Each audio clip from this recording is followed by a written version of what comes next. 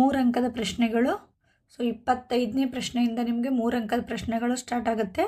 So 25ನೇ ಪ್ರಶ್ನೆ, P of X is equal to X square minus 2x minus 8 ಈ ವರ್ಗ ಬಹುಪದೋಕ್ತಿಯ ಶೂನ್ಯತೆಗಳನ್ನು ಕಂಡುಹಿಡಿಯಿರಿ ಹಾಗೂ ಶೂನ್ಯತೆಗಳು ಮತ್ತು ಸಹಗುಣಕಗಳ ನಡುವಿನ ಸಹ ಸಂಬಂಧವನ್ನು ತಾಳೆ ನೋಡಿ. ಈ ಪ್ರಶ್ನೆ ಕೂಡ ಪ್ರತಿ ಪರೀಕ್ಷೆ, ಪ್ರತಿ ಪತ್ರಿಕೆ, ಪ್ರಶ್ನೆ ಪತ್ರಿಕೆಯಲ್ಲಿ ಫಿಕ್ಸ್ ಆಗಿರ್ತಕ್ಕಂಥ ಪ್ರಶ್ನೆ, ಸಹ ಸಂಬಂಧವನ್ನು ತಾಳೆ ನೋಡೋದು. ಸೊ ಹೆಂಗೆ ಮಾಡಬೇಕು, ಆಮೇಲೆ ಇದಕ್ಕೆ ಇನ್ನೊಂದು ಚಾಯ್ಸ್ ಕ್ವಶನ್ ಇದೆ. ಫಸ್ಟ್ ಇದನ್ನು ಬಿಡಿಸಿ ಆಮೇಲೆ ಈ ಕ್ವಶನನ್ನು ಬಿಡಿಸೋಣ. ಓಕೆ, ನೋಡ್ರಿ, ಈಗ ಈ ಕ್ವಶನ್ ಬಿಡಿಸ್ತಿದ್ದೀವಿ. ಏನಿದೆ ಬಹುಪದೋಕ್ತಿ?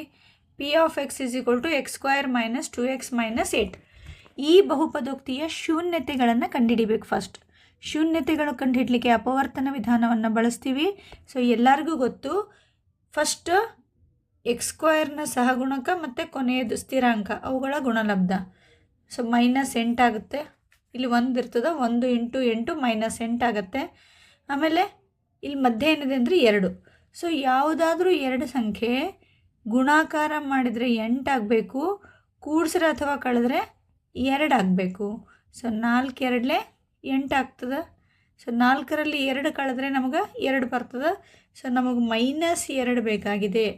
ಮೈನಸ್ 2 ಯಾಕೆ ಬೇಕು ಅಂತಂದರೆ ಇಲ್ಲಿ ಮೈನಸ್ 2 ಇದೆ. ಸೊ ಮೈನಸ್ ಬೇಕಾಗಿರೋದ್ರಿಂದ ದೊಡ್ಡ ಸಂಖ್ಯೆಗೆ ಮೈನಸ್ ಚಿಹ್ನೆ ಇಡ್ತೀವಿ, ಚಿಕ್ಕ ಸಂಖ್ಯೆಗೆ ಪ್ಲಸ್ ಚಿಹ್ನೆಯನ್ನು ಬರಿತೀವಿ. ಸೊ ನೆಕ್ಸ್ಟ್ ಈಗ ಆಲ್ರೆಡಿ ಒಂದು ಕ್ವಶನ್ ಈ ರೀತಿ ಇದ್ದಿದ್ದು ಬಿಡಿಸಿದ್ದೀವಿ ನಾವು. ನೋಡ್ರಿ, ಈಗ ಏನು ಮಾಡ್ತೀವಿ, ಎಕ್ಸ್ ಸ್ಕ್ವಯರ್ ಫಸ್ಟಿಂದು ಸೇಮ್ ಬರಿತೀವಿ, ಕೊನೆಯದು ಕೂಡ ಸೇಮ್ ಬರಿತೀವಿ. ಸೊ ಈ ಮಧ್ಯದ minus 2x minus 4x plus 2x ಅಂತ ಬರಿತೀವಿ. Minus 4x plus 2x. Next ಅದಾದಮೇಲೆ ಇದು ಒಂದು ಜೋಡಿ, ಇದು ಒಂದು ಜೋಡಿ. ಈ ಜೋಡಿ ಒಳಗೆ ಏನು ಸೇಮ್ ಅದ ಹೇಳ್ರಿ? ಎರಡೂ ಕಡೆ ಎಕ್ಸ್ ಅದ. ಸೊ ಎಕ್ಸ್ ಹೊರಗಡೆ ತೊಗೊಂಡೆ. ಎಕ್ಸ್ ಹೋದರೆ ಇಲ್ಲಿ ಇನ್ನೊಂದು ಎಕ್ಸ್ ಉಳಿತು, ಇಲ್ಲಿ ಎಕ್ಸ್ ಹೋದರೆ ಮೈನಸ್ 4 ಉಳಿತು. ನೆಕ್ಸ್ಟ್ ಈ ಜೋಡಿ ಒಳಗೆ ಏನು ಸೇಮ್ ಅದ ನೋಡ್ರಿ? ಪ್ಲಸ್ 2 ಕಾಮನ್ ಬರ್ತದೆ. ಸೊ 2 ಹೋದರೆ ಇಲ್ಲಿ ಎಕ್ಸ್ ಉಳಿತು, 2 ಎಷ್ಟಲೇ 8, 2 4 8. ನೆಕ್ಸ್ಟ್ ಸ್ಟೆಪ್, ಈ ಪೂರ್ತಿ ಕಂಪ್ಲೀಟ್ ಇದ್ರೊಳಗೆ ಎರಡು ಕಡೆ ಏನು ಸೇಮ್ ಅದ ನೋಡ್ರಿ? ಎಕ್ಸ್ ಮೈನಸ್ 4 ಇಲ್ಲಿನೂ ಇದೆ, ಎಕ್ಸ್ ಮೈನಸ್ 4 ಇಲ್ಲಿ ಕೂಡ ಇದೆ. ಹಾಗಾಗಿ ಎಕ್ಸ್ ಮೈನಸ್ 4 ಕಾಮನ್ ತೆಗಿತೀನಿ. ಎಕ್ಸ್ ಮೈನಸ್ 4 ಹೋದರೆ ಇಲ್ಲೇನು ಉಳಿತದೆ? ಎಕ್ಸ್, ಇಲ್ಲೇನು ಉಳಿತದೆ? Plus 2, X plus 2. Next step ಏನು ಮಾಡ್ತೀವಿ? X minus 4 is equal to 0 ಅಥವಾ X plus 2 is equal to 0. X minus 4 is equal to 0 ತೊಗೊಂಡ್ರೆ ಎಕ್ಸ್ ಮೈನಸ್ 4 ಆ ಕಡೆ ಹೋಗಿ ಪ್ಲಸ್ 4, ಒಂದು ಶೂನ್ಯತೆ ಸಿಕ್ತು. ಇನ್ನೊಂದು ಎಕ್ಸ್ ಪ್ಲಸ್ 2 ತೊಗೊಂಡಿವಿ, ಪ್ಲಸ್ 2 ಆ ಕಡೆ ಹೋದರೆ ಮೈನಸ್ 2. ಸೊ ನಮ್ಗೆ 2 ಬೆಲೆಗಳು ಸೊ ನಮ್ಗೆ 2 ಶೂನ್ಯತೆಗಳು ಸಿಕ್ಕಿತು. ಒಂದನ್ನು ಅಲ್ಫಾ ಅಂತ ಬರ್ಕೊಳ್ಬೇಕು, ಇನ್ನೊಂದನ್ನು ಬೀಟಾ ಅಂತ ಬರ್ಕೊಳ್ಬೇಕು. ಸೊ ಇದು alpha is equal to 4, beta is equal to minus 2. ಆಮೇಲೆ ನೆಕ್ಸ್ಟ್ ಏನು ಮಾಡಬೇಕಂದ್ರೆ, ಈ ಕೊಟ್ಟಂಥ ಬಹುಪದೋಕ್ತಿಯ ಸಹಗುಣಕಗಳು A B C, X square ಪಕ್ಕ ಇದ್ದಿದ್ದು ಎ, ಎಕ್ಸ್ ಪಕ್ಕ ಇದ್ದಿದ್ದು ಬಿ, ಕೊನೆಯದಾಗಿರ್ತಕ್ಕಂಥ ಸಂಖ್ಯೆ ಏನಾಗಿರುತ್ತೆ ಅಂದರೆ C. So A B C ಬರ್ಕೊಳ್ಬೇಕು. ಎ ಅಂದರೆ 1, ಬಿ ಅಂದರೆ ಮೈನಸ್ 2, ಸಿ ಅಂದರೆ ಮೈನಸ್ 8. ಸೊ ಫಸ್ಟು ವರ್ಗ ಬಹುಪದೋಕ್ತಿಯ ಶೂನ್ಯತೆಗಳನ್ನು ಕಂಡುಹಿಡಿಬೇಕು. 2 ಶೂನ್ಯತೆಗಳಿಗೆ ಒಂದಕ್ಕೆ ಅಲ್ಫಾ ಅಂತ ಹೆಸರು ಕೊಡಬೇಕು, ಇನ್ನೊಂದಕ್ಕೆ ಬೀಟಾ ಅಂತ ಹೆಸರು ಕೊಡಬೇಕು. ಅದಾದಮೇಲೆ 3 ಸಹಗುಣಕಗಳನ್ನು ಬರ್ಕೊಳ್ಬೇಕು. ನೆಕ್ಸ್ಟ್ ಸಹ ಸಂಬಂಧ ಏನಿದೆ? ಶೂನ್ಯತೆಗಳ ಮೊತ್ತ ಅಲ್ಫಾ ಪ್ಲಸ್ ಬೀಟಾ ಯಾವುದಕ್ಕೆ ಸಮ ಇರಬೇಕು ಅಂದ್ರೆ ಮೈನಸ್ ಬಿ ಬೈ ಎ. ಅದೇ ರೀತಿ ಅಲ್ಫಾ ಇಂಟು ಬೀಟಾ ಶೂನ್ಯತೆಗಳ ಗುಣಲಬ್ಧ ಯಾವುದಕ್ಕೆ ಸಮ ಇರಬೇಕು? C by A. ಒಂದ್ಸಲ ನಾವು ಚೆಕ್ ಮಾಡೋಣ. ಓಕೆ, ಅಲ್ಫಾ ಅಂದರೆ ಮೈನಸ್ 4, ಅಲ್ಫಾ ಅಂದರೆ 4 ಇದೆ, ಬೀಟಾ ಅಂದರೆ ಮೈನಸ್ 2 ಇದೆ. ಅಲ್ಫಾ ಅಂದರೆ 4, ಬೀಟಾ ಅಂದರೆ ಮೈನಸ್ 2, 4 ಮೈನಸ್ 2. ಈ ಕಡೆ ಮೈನಸ್ ಇದೆ, ಆಲ್ರೆಡಿ ಮೈನಸ್ ಇದೆ. ಬಿ ಅಂದರೆ ಮತ್ತೆ ಮೈನಸ್ 2 ಅದ, ಮೈನಸ್ 2. ನೆಕ್ಸ್ಟ್ ಕೆಳಗಡೆ ಎ ಅಂದರೆ 1 ಇದೆ, ಸೊ ಎ ಅಂದರೆ 1. ಈ ಕಡೆ 4ರಲ್ಲಿ 2 ಹೋದರೆ 2 ಆಗ್ತದೆ. ಇದು ಮೈನಸ್ ಮೈನಸ್ ಪ್ಲಸ್ 2 ಆಗ್ತದೆ. ಸೊ 2 ಕಡೆ ಸೇಮ್ ಬಂತಲ್ಲ, ಒಂದು ತಾಳೆ ನೋಡಿದ್ವಿ. ನೆಕ್ಸ್ಟ್ ಅದೇ ರೀತಿ ಇನ್ನೊಂದು ಶೂನ್ಯತೆಗಳ ಗುಣಲಬ್ಧ C/A ಸಮ ಆಗ್ತದೆ ನೋಡ್ಬೇಕು. ಒಂದು ಶೂನ್ಯತೆ 4 ಇಂಟು ಇನ್ನೊಂದು ಶೂನ್ಯತೆ -2. C ಅಂದರೆ ಎಷ್ಟದ 8 ಇದೆ, -8. A ಅಂದರೆ 1. ಸೊ ಇದು +4 ಇದೆ, ಇದು +4 ಇದೆ, ಇದು -2 ಇದೆ. So plus into minus minus, 4 2 8. ಈ ಕಡೆ -8/1 ಅಂದರೆ -8. ಎರಡು ಕಡೆ ಸೇಮ್ ಬಂತು. ಅಂದರೆ ಮೂಲಗಳ ಶೂನ್ಯತೆಗಳ ಗುಣಲಬ್ಧ ಮತ್ತು ಶೂನ್ಯತೆಗಳ ಮೊತ್ತ ನಾವು ತಾಳೆಯನ್ನು ನೋಡಿದ್ದೀವಿ. ಸಹ ಸಂಬಂಧಗಳ ಅದರ ಸಹಗುಣಕಗಳ ಜೊತೆ ಏನು ಸಂಬಂಧ ಇದೆ ಅಂತ ತಾಳೆ ನೋಡಿದ್ದೀವಿ. ಸೊ ಫಿಕ್ಸ್ ಆಗಿರ್ತಕ್ಕಂಥ ಕ್ವಶನ್ ಕಂಪಲ್ಸರಿ ಮಾಡಬೇಕು, 3 ಮಾರ್ಕ್ಸ್ ಬರುತ್ತೆ. ಫಸ್ಟ್ ಶೂನ್ಯತೆ ಕಂಡುಹಿಡಿಬೇಕು ಅಪವರ್ತನ ವಿಧಾನದಿಂದ. ನೆಕ್ಸ್ಟ್ α + β = -b/a, α × β = c/a ಅನ್ನು ನಾವು ಚೆಕ್ ಮಾಡಬೇಕು. ನೆಕ್ಸ್ಟ್ ಇದರಲ್ಲಿ ಇನ್ನೊಂದು ಚಾಯ್ಸ್ ಕ್ವಶನ್ ಕೊಟ್ಟಿದ್ದಾರೆ. ಚಾಯ್ಸ್ ಕ್ವಶನ್ ಏನಿದೆ ಅಂದರೆ ಶೂನ್ಯತೆಗಳ ಮೊತ್ತ ಮತ್ತು ಗುಣಲಬ್ಧ ಅವರೇ ಕೊಟ್ಟಿದ್ದಾರೆ. ಶೂನ್ಯತೆಗಳ ಮೊತ್ತ 7, ಶೂನ್ಯತೆಗಳ ಗುಣಲಬ್ಧ 12. ಶೂನ್ಯತೆ ಅಂದರೆ α ಮತ್ತು β. ಮೊತ್ತ ಅಂದರೆ ಕೂಡಿಸ್ಬೇಕು, ಗುಣಲಬ್ಧ ಅಂದರೆ ಗುಣಿಸಬೇಕು. ಶೂನ್ಯತೆಗಳ ಮೊತ್ತ ಕೂಡ ಕೊಟ್ಟಿದ್ದಾರೆ, ಗುಣಲಬ್ಧ ಕೂಡ ಕೊಟ್ಟಿದ್ದಾರೆ. ಇದನ್ನು ಬಳಸ್ಕೊಂಡು ನೀವೇ ಬಹುಪದೋಕ್ತಿ ಬರಿಬೇಕು ಫಸ್ಟು. ನೆಕ್ಸ್ಟ್ ಏನು ಮಾಡಬೇಕು ಅಂದರೆ ಆ ಬಹುಪದೋಕ್ತಿಯ ಶೂನ್ಯತೆಗಳನ್ನು ಕಂಡುಹಿಡಿಬೇಕು. ಓಕೆ, ನೋಡಿರಿ ಏನು ಮಾಡಿದ್ದೀವಿ. ಫಸ್ಟ್ ಶೂನ್ಯತೆಗಳ ಮೊತ್ತ 7 ಅಂತ ಕೊಟ್ಟಿದ್ದಾರೆ, ಶೂನ್ಯತೆಗಳ ಗುಣಲಬ್ಧ 12 ಅಂತ ಕೊಟ್ಟಿದ್ದಾರೆ. ಸೊ ಬಹುಪದೋಕ್ತಿ ಬರಿಬೇಕು. ಬಹುಪದೋಕ್ತಿ ಬರೀಲಿಕ್ಕೆ ನಮಗೆ ಸೂತ್ರ ಏನಿದೆ ಅಂತಂದರೆ P(x) = x² - α + β × x ಇಂಟು α × β. ಹೌದಾ? ಈಗ x² ಅಷ್ಟೇ ಬರಿತೀನಿ. α + β ಅವರೇ ಕೊಟ್ಟಾರೆ, 7 ಅಂತ ಕೊಟ್ಟಿದ್ದಾರಲ್ಲ. ಸೊ α + β ಇದ್ದಲ್ಲಿ 7 ಹಾಕಿನಿ, ಪ್ಲಸ್ α × β ಡೈರೆಕ್ಟ್ ಅವರೇ ಕೊಟ್ಟರೆ 12 ಅಂತ ಹಾಕಿದ್ದೀನಿ. ಸೊ ನಿಮ್ಗೆ ವರ್ಗ ಬಹುಪದೋಕ್ತಿ ಸಿಕ್ಕಿತು. ಶೂನ್ಯತೆಗಳ ಮೊತ್ತ ಮತ್ತು ಗುಣಲಬ್ಧ ಹಾಕಿದ್ಮೇಲೆ ಈ ಸೂತ್ರವನ್ನು ಬಳಸ್ಕೊಂಡಿದ್ದೀವಿ. ಸೊ ನಮಗೆ ವರ್ಗ ಬಹುಪದೋಕ್ತಿ ಸಿಕ್ತು. ಈ ವರ್ಗ ಬಹುಪದೋಕ್ತಿ ಸಿಕ್ಕ ಮೇಲೆ ಶೂನ್ಯತೆಗಳನ್ನು ಕಂಡುಹಿಡಿಬೇಕು. ಮತ್ತೆ ಶೂನ್ಯತೆಗಳು ಕಂಡುಹಿಡ್ಲಿಕ್ಕೆ ಏನು ಮಾಡ್ತೀವಿ ಅಂತಂದರೆ ಇದರದ್ದು ಅಪವರ್ತನ ವಿಧಾನವನ್ನು ನೋಡ್ರಿ. x² ಸಹಗುಣಕ ಮತ್ತು ಕೊನೆಯ ಸಂಖ್ಯೆ 12 ಅಂದರೆ 12. ಸೊ ಮಧ್ಯದಲ್ಲಿ 7 ಇದೆ. ಯಾವುದಾದ್ರೂ ಎರಡು ಸಂಖ್ಯೆ ಗುಣಾಕಾರ ಮಾಡಿದರೆ 12 ಆಗಬೇಕು, ಕೂಡಿಸ್ರೆ ಅಥವಾ ಕಳೆದ್ರೆ ನಮಗೆ 7 ಬರಬೇಕು. ಸೊ ನಮಗೆ 3 4 12 ಬರ್ತದೆ. 3 4 ಕೂಡಿಸಿದ್ರೆ 7 ಆಗುತ್ತೆ. 7 ಬೇಕಲ್ಲ ನಮಗೆ, ಸೆಂಟ್ರೊಳಗೆ ಇದ್ದಿದ್ದು 7 ಅದ, ಹೌದಲ್ಲ. ಸೊ ಮೈನಸ್ ಇರೋದ್ರಿಂದ ಎರಡಕ್ಕೂ ಕೂಡ ಏನು ಮಾಡ್ತೀನಿ ನಾನು, ಮೈನಸ್ ಚಿಹ್ನೆಯನ್ನು ಬರೀತೀನಿ. ಓಕೆ, ನೆಕ್ಸ್ಟು ಫಸ್ಟಿಂದು ಸೇಮ್ ಬರಿಬೇಕು, ಲಾಸ್ಟಿಂದು ಸೇಮ್ ಬರಿಬೇಕು. ಫಸ್ಟಿಂದ ಲಾಸ್ಟಿಂದ ಸೇಮ್ ಬರೆದೀವಿ. ಸೊ ಈ ಮಧ್ಯದಲ್ಲಿರ್ತಕ್ಕಂಥ 7x ಒಡೆದು 3x ಮತ್ತು 4x ಅಂತ ಬರಿಬೇಕು. ನೋಡ್ರಿ, ಇದು ಸೇಮ್ ಬರ್ಕೊಂಡ್ಬಿಟ್ಟಿದ್ವಿ. 7x ಬದಲಾಗಿ -3x -4x ಅಂತ ಬರ್ದೀವಿ. ಆಮೇಲೆ ನೆಕ್ಸ್ಟ್ ಸ್ಟೆಪ್ ಒಳಗೆ ಏನು ಮಾಡಬೇಕು ಅಂದರೆ ಇದು ಒಂದು ಗುಂಪು ಮಾಡ್ತೀವಿ, ಇದು ಒಂದು ಗುಂಪು ಮಾಡ್ತೀವಿ. ಈ ಗುಂಪೊಳಗೆ ಫಸ್ಟಿನ ಗುಂಪಿನಾಗ ಏನು ಸೇಮ್ ಅದ ಅಂದರೆ ಎಕ್ಸ್ ಸೇಮ್ ಇದೆ. ಎಕ್ಸ್ ಹೋದರೆ ಒಂದು ಎಕ್ಸ್ ಉಳಿತದು, -3 ಉಳಿತು. ಆಮೇಲೆ ಈ ಕಡೆ ಗುಂಪೊಳಗೆ ಏನಿದೆ, ಈ ಕಡೆ ಗುಂಪಿನಾಗ ಏನು ಕಾಮನ್ ಇದೆ ಅಂದರೆ ಇಲ್ಲಿ ಏನು ಕಾಮನ್ ಇದೆ ಅಂದರೆ ಫಸ್ಟ್ ಮೈನಸ್ ಇರೋದ್ರಿಂದ ಮೈನಸ್ ತೊಗೋಬೇಕು.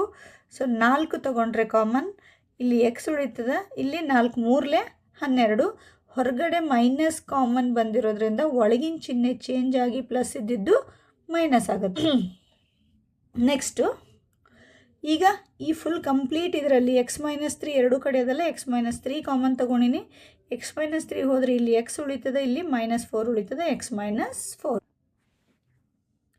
ಸೊ x = -3 ಈ ಕಡೆ ಬಂದರೆ +3, x = -4 ಈ ಕಡೆ ಬಂದರೆ +4.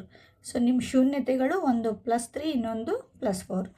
ಶೂನ್ಯತೆಗಳ ಮೊತ್ತ ಗುಣಲಬ್ಧ ಕೊಟ್ಟು ಬಹುಪದೋಕ್ತಿಯನ್ನು ಕಂಡುಹಿಡಿಯಿರಿ ಅಂದಾಗ ಈ ಸೂತ್ರವನ್ನು ಬಳಸ್ಕೊಂಡು ಬಹುಪದೋಕ್ತಿ ಕಂಡುಹಿಡಿತೀವಿ. ಶೂನ್ಯತೆ ಕಂಡುಹಿಡಿಬೇಕಾದ್ರೆ ಮತ್ತೆ ಅಪವರ್ತನ ವಿಧಾನದಿಂದ ಶೂನ್ಯತೆಗಳನ್ನು ಕಂಡುಹಿಡಿತೀವಿ. ಸೊ ಈ ಲೆಕ್ಕನೂ ಮಾಡ್ಬೋದು, ಇದನ್ನು ಮಾಡ್ಬೋದು, ಎರಡೂ ಸಿಂಪಲ್ ಇದ್ದಾವೆ. ಬಟ್ ಇದು ಚಾಯ್ಸ್ ಇದ್ದ ಕ್ವಶನ್ನಾಗ ಅವ್ರು ಬದಲಾವಣೆ ಮಾಡಿ ಬೇರೆ ಕೊಡ್ಬೋದು.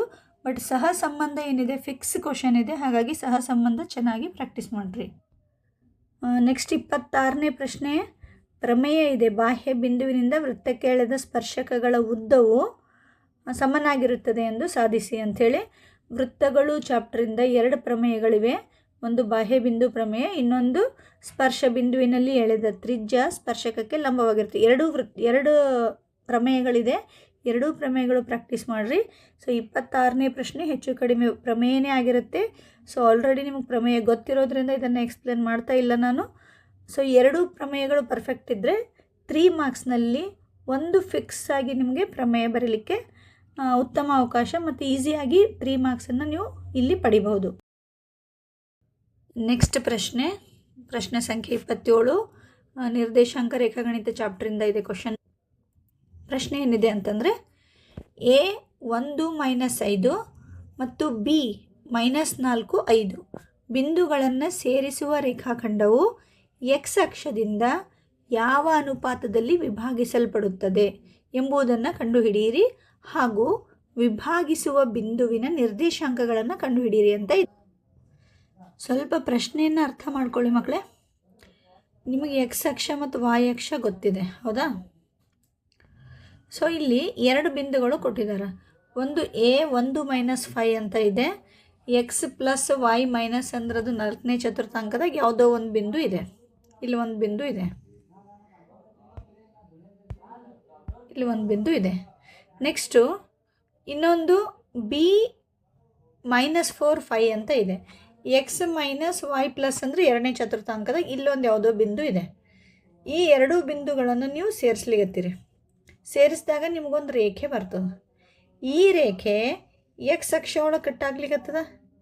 ಈ ರೇಖೆ X ಅಕ್ಷವನ್ನು ಸಂಧಿಸ್ತಾ ಇದೆ. X ಅಕ್ಷವನ್ನು ಸಂಧಿಸ್ತಾ ಇದೆ ಈ ಬಿಂದು ಒಳಗೆ. ಕರೆಕ್ಟಾ? ಇದು X ಅಕ್ಷ, ಇದು Y ಅಕ್ಷ. ಇಲ್ಲೊಂದು ಬಿಂದು ಇದೆ, ಇಲ್ಲೊಂದು ಬಿಂದು ಇದೆ. ಈ 2 ಬಿಂದುಗಳನ್ನು ಸೇರಿಸ್ತಾ ಇದ್ದೀರಿ. ಸೇರಿಸ್ದಕ್ಕಂಥ ರೇಖೆ X ಅಕ್ಷವನ್ನು ಒಂದು ಕಡೆ ಸಂಧಿಸ್ತಾ ಇದೆ, ಈ ಒಂದು ಬಿಂದುವಿನಲ್ಲಿ ಸಂಧಿಸ್ತಾ ಇದೆ. ಅವ್ರೇನು ಪ್ರಶ್ನೆ ಕೇಳಿದಾರಂದರೆ ಈ A ಬಿಂದು ಮತ್ತು B ಬಿಂದು, A ಬಿಂದು ಮತ್ತು B ಬಿಂದುಗಳು ಏನು ಕಟ್ಟಾಗಿದ್ದಾವಲ್ಲ, ಈ ಬಿಂದುವಿನಿಂದ ಈ ಕಡೆ ಮತ್ತು ಈ ಕಡೆ ಯಾವ ಅನುಪಾತದಲ್ಲಿ ಕಟ್ಟಾಗಿವೆ ಅಂದರೆ X ಅಕ್ಷವನ್ನು ಸಂಧಿಸುವಂಥ ಬಿಂದುವಿನಲ್ಲಿ ಅನುಪಾತ ಎಷ್ಟು, ಯಾವ ಅನುಪಾತದಲ್ಲಿ ವಿಭಾಗ ಆಗಿದೆ ರೇಖೆ ಅಂತ ಕೇಳಿದ್ದಾರೆ. ಮತ್ತು ಯಾವ ಬಿಂದು ಒಳಗೆ ಕಟ್ಟಾಗ್ಯದ ಈ ಬಿಂದುವಿನ ನಿರ್ದೇಶಾಂಕಗಳು ಕೂಡ ಎಷ್ಟು ಅಂತ ಪ್ರಶ್ನೆಯನ್ನು ಕೇಳಿದ್ದಾರೆ. ಪ್ರಶ್ನೆ ಅರ್ಥ ಆಯ್ತಾ? ಸೊ ಇಲ್ಲಿ ಯಾವ ಅನುಪಾತದಲ್ಲಿ ರೇಖೆ ಆ ಬಿಂದು ಆ ರೇಖೆಯನ್ನು ವಿಭಾಗಿಸಿದೆ ಅಂತ ಕೇಳಿರೋದ್ರಿಂದ ಭಾಗ ಪ್ರಮಾಣ ಸೂತ್ರವನ್ನು ನಾವು ಬಳಸಬೇಕಾಗ್ತದೆ. ನೆನಪಿರಬೇಕು ಇದು ನಿಮಗೆ. ಆಮೇಲೆ X ಅಕ್ಷದ ಮೇಲೆ ಅದ ಬಿಂದು, X ಅಕ್ಷದ ಮೇಲೆ ಯಾವಾಗಲೂ ಏನಿರ್ತದೆ ಅಂದರೆ Y 0 ಇರ್ತದೆ. X ಅಕ್ಷದ ಮೇಲೆ Y 0 ಇರ್ತದೆ, Y ಅಕ್ಷದ ಮೇಲೆ X 0 ಇರುತ್ತೆ. ಸೊ ನಾವೇನು ಮಾಡ್ತಿದ್ದೀವಿ ಅಂದರೆ X ಅಕ್ಷದ ಮೇಲೆ X 0 ಅಂದರೆ Y ಕೋಆರ್ಡಿನೇಟ್ 0 ಇರ್ತದೆ. ಆಮೇಲೆ P(x(y) ಆ ಬಿಂದುವಿನ ನಿರ್ದೇಶಾಂಕ ಏನಂತ ತಗೋಬಹುದು, X, 0, Y ಬೆಲೆ 0 ಇರುತ್ತೆ. ಆಮೇಲೆ A ಬಿಂದುವಿನ ನಿರ್ದೇಶಾಂಕ 1 - 5 ಅಂತಿದೆ. B ಬಿಂದುವಿನ ನಿರ್ದೇಶಾಂಕ -4 5 ಅವರೇ ಕೊಟ್ಟಿದ್ದಾರೆ. ಇದು X1, ಇದು Y1, ಇದು X2, ಇದು Y2. ಸೊ ಭಾಗ ಪ್ರಮಾಣ ಸೂತ್ರ ಬರೀತೀರಿ. P(x(y) = m1x2 + m2x1 m1y2 + m2y1. ಕೆಳಗೇನಿದೆ ಅಂದರೆ m1 + m2, ಈ ಕಡೆ ಕೂಡ m1 + m2. ಸೊ ನೀವು ಅನುಪಾತ ಸುಮ್ಮನೆ K ಅನುಪಾತ 1 ಆಗಿರಲಿ ಅಂತ ತಗೊಂಡಿದ್ದೀವಿ. ಸೊ K ಅನುಪಾತ 1 ಯಾವ ಅನುಪಾತದಲ್ಲಿ ಅಂತ ಕೇಳಿದರೆ K ಅನುಪಾತ 1 ಅಂತ ನಾನು ತಗೊಂಡಿದ್ದೀನಿ. ಅಂದರೆ m1 ಅನುಪಾತ m2 ಬೆಲೆ K ಅನುಪಾತ 1. m1 ಇದ್ದಲ್ಲಿ K ಹಾಕಬೇಕು, m2 ಇದ್ದಲ್ಲಿ 1 ಹಾಕಬೇಕು. ಕ್ಲಿಯರ್ ಆಗಿದೆ ಅಂತ ಅಂದ್ಕೊಂಡಿದ್ದೀನಿ. ಈ ಪ್ರಶ್ನೆ ಒಳಗೆ ನಾವು ಭಾಗ ಪ್ರಮಾಣ ಸೂತ್ರವನ್ನು ಬಳಸ್ತಾ ಇದ್ದೀವಿ. ಇದು P(x(y) ಅಂದರೆ ಬಿಂದು X ಅಕ್ಷದ ಮೇಲೆ ಇರೋದ್ರಿಂದ P(x) 0 ಬರುತ್ತೆ. ಆಮೇಲೆ K ಅನುಪಾತ 1 ಅಂತ ನಾವು ಅನುಪಾತ ತಗೊಂಡಿದ್ದೀವಿ. ಸೊ m1 ಇದ್ದಲ್ಲಿ K ಹಾಕಿದ್ದೀನಿ, m2 ಇದ್ದಲ್ಲಿ 1 ಹಾಕಿದ್ದೀನಿ. X1 ಇದ್ದಲ್ಲಿ 1, X2 ಇದ್ದಲ್ಲಿ -4, Y1 ಇದ್ದಲ್ಲಿ 5, Y2 ಇದ್ದಲ್ಲಿ +5 ಇವು ಬೆಲೆಗಳನ್ನು ನಾನು ಹಾಕಿದ್ದೀನಿ. ಈಗ ನೋಡ್ರಿ, ಸೊ ಇದನ್ನು ಬಿಡಿಸಿದ ಮೇಲೆ ಏನು ಬರುತ್ತೆ ನಮಗಂದ್ರೆ X comma 0 is equal to -4k + 1 divided by k + 1. ಈ ಕಡೆ 5k - 5 ಡಿವೈಡೆಡ್ ಬೈ k + 1 ಅಂತ ಬರುತ್ತೆ. ಸೊ ಇದು ಮೊದಲನೇದು ಎಕ್ಸ್ ಆಗಿರುತ್ತೆ, ಎರಡನೇದು 0ಕ್ಕೆ ಹೋಲಿಕೆಯನ್ನು ಮಾಡಬೇಕು ನಾವು. ಸೊ ಮೊದಲನೇದು -4k + 1 ಬೈ k + 1 ಅಂದರೆ ಎಕ್ಸ್ ಆಗುತ್ತೆ. ಈ ಕಡೆದು 5k - 5 divided by k + 1 is equal to 0. ಇದನ್ನು ಬಳಸ್ಕೋತೀನಿ. ಇದಕ್ಕೆ ಸಮೀಕರಣ 1 ಅಂತ ಬರೀರಿ. ಈಗ ಇದನ್ನು ಬಳಸ್ಕೋತೀವಿ. ಈಗ ಏನು ಮಾಡ್ತೀವಿ ಅಂತಂದರೆ ಇಲ್ಲಿ k + 1 ಇಲ್ಲಿ ಕೆಳಗೆ ಭಾಗಾಕಾರ ಅದ, k + 1 ಇಲ್ಲಿ ಭಾಗಾಕಾರ ಅದ, ಮೇಲೆ ತೊಗೊಂಡು ಹೋದರೆ ಗುಣಾಕಾರ ಆಗ್ತದೆ. ಸೊ k + 1 0 ಜೊತೆ ಗುಣಾಕಾರ ಆದರೆ 0 ಆಗಿ ಹೋಗ್ತದೆ. ಸೊ ಈ ಕಡೆ ಏನು ಉಳಿತದೆ 5k - 5 ನೋಡಿರಿ, 5k - 5 ಉಳಿತದೆ, ಈ ಕಡೆ 0 ಆಯಿತು. 5k ಅಷ್ಟೇ ಬರಿತೀನಿ, -5 ಈ ಕಡೆ ತೊಗೊಂಬಂದ್ರೆ +5 ಆಯಿತು. k ಅಷ್ಟೇ ಬರಿತೀನಿ, ಈ 5 ಕೆಳಗಡೆ ಹೋಗ್ತದೆ, 5 ಒಂದಲೇ ನಿಮಗೆ k ಬೆಲೆ ಎಷ್ಟು ಸಿಗ್ತದೆ ಅಂದರೆ 1. k ಬೆಲೆ ನಿಮ್ಗೆ ಎಷ್ಟು ಸಿಕ್ಕಿತು 1. ಸೊ k ಬೆಲೆ ಸಿಕ್ಕ ಮೇಲೆ ಈ 1ನೇ ಸಮೀಕರಣ ಅಂತ ಬರ್ಕೊಂಡಿದ್ದೀವಲ್ಲ, ಆ ಸಮೀಕರಣ ಬರ್ಕೊಳ್ಬೇಕು ಇನ್ನೊಂದು ಸಲ. ಅದರೊಳಗೆ k ಇದ್ದಲ್ಲಿ 1 ಹಾಕಬೇಕು, ಎಲ್ಲಿ k ಅದ ಅಲ್ಲಿ 1 ಅಂತ ಹಾಕಬೇಕು. -4 1 + 1 ಡಿವೈಡೆಡ್ ಬೈ 1 + 1. -4 ಅಂದರೆ -4 ಒಂದಲೇ -4 + 1 ಕೆಳಗೆ 1 + 1 2. ಸೊ -4 + 1 ಅಂದರೆ -3 ಆಗ್ತದೆ, ಕೆಳಗಡೆ 1 + 1 2 ಅಂದರೆ ಎಕ್ಸ್ ಬೆಲೆ ಸಿಕ್ತು ನಮ್ಗೆ -3/2. ಈಗ ನಾವು ಏನು ಹೇಳಿದ್ವಿ, ಈ ಒಂದು ಬಿಂದು ಏನದಲ್ಲ ಆ ಬಿಂದುವಿನ ನಿರ್ದೇಶಾಂಕ x0 ಅಂತ ಹೇಳಿದ್ವಿ.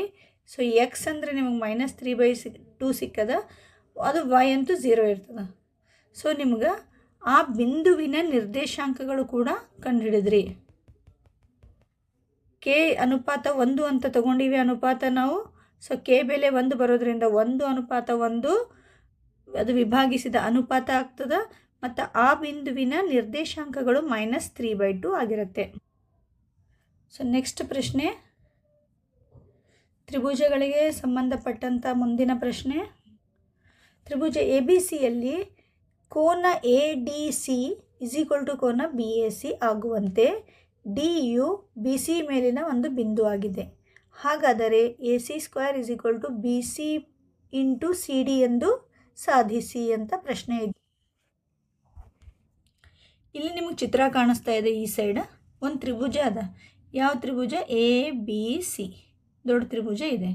ಈ ತ್ರಿಭುಜದಾಗ 3 ಕೋನಗಳವ. ಇದು ಒಂದು ಕೋನ, ಈ ಒಂದು ಕೋನ ಮತ್ತು ಈ ಒಂದು ಕೋನ, 3 ಕೋನಗಳಿರುತ್ತೆ.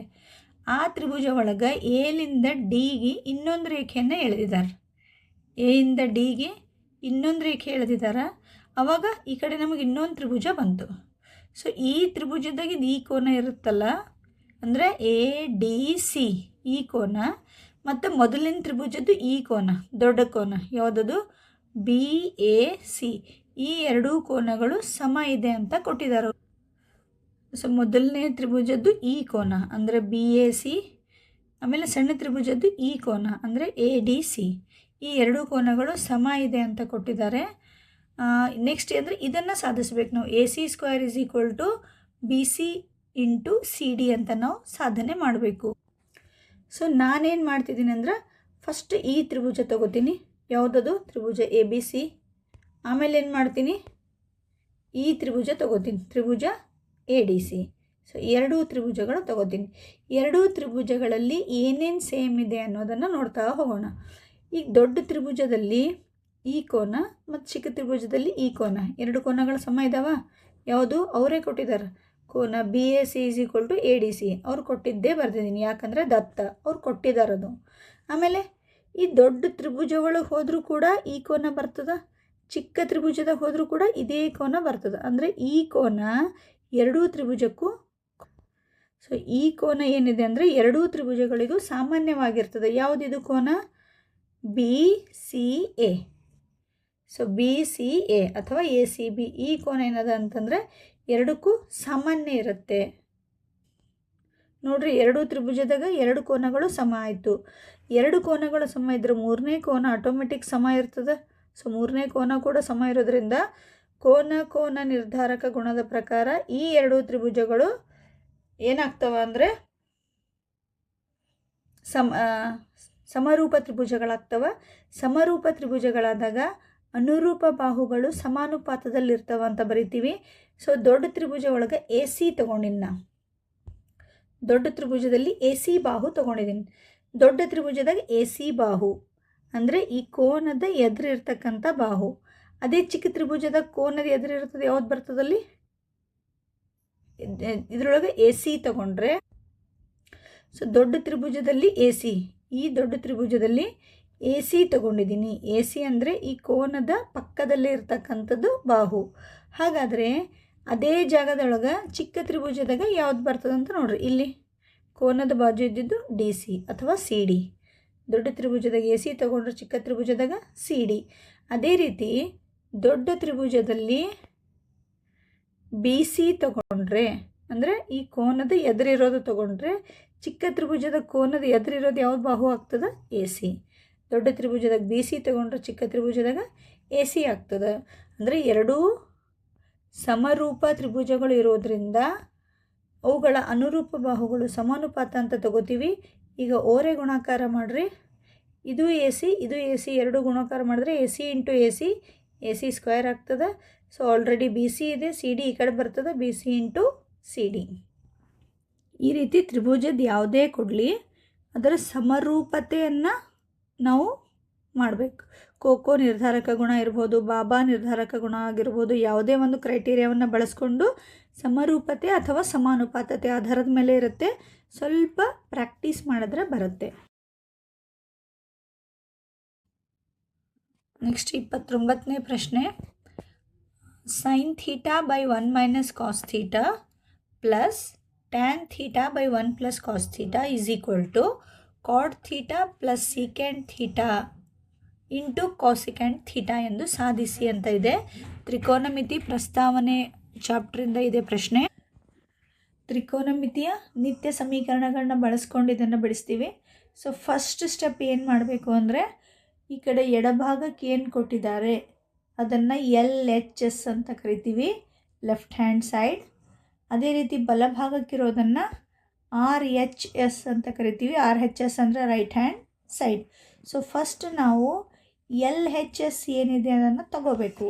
LHS ಏನಿದೆ ನಮ್ಮ ಹತ್ರ, sine theta by 1 minus cosecant theta cos theta plus tan theta by 1 plus cos theta, ಅದನ್ನು ಬರ್ಕೊಳ್ಬೇಕು.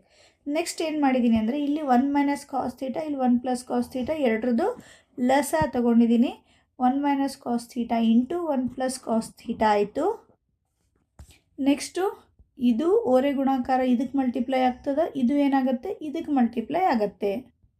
ನೋಡ್ರಿ, ಇದು ಸೈನ್ ಥೀಟಾಕ್ಕೆ ಇದು ಮಲ್ಟಿಪ್ಲೈ ಆಗ್ಯದ, sine theta into 1 plus cos theta.